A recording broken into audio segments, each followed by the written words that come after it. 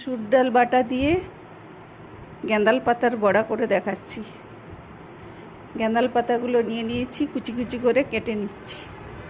এখানে আমার গ্যাঁদাল পাতা কুচি কুচি করে নিয়েছি, মসুর ডালে আমি দিয়ে দিচ্ছি।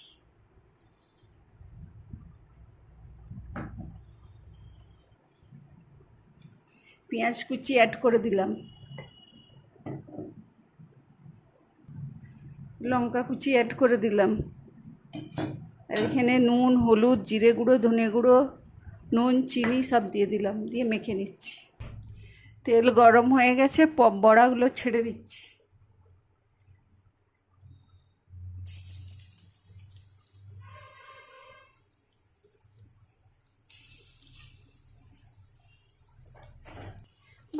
বড়াগুলো উল্টি দিচ্ছি। গ্যাঁদাল পাতা দিয়ে মসুর ডালের বড়া রেডি। হেভি লাগে।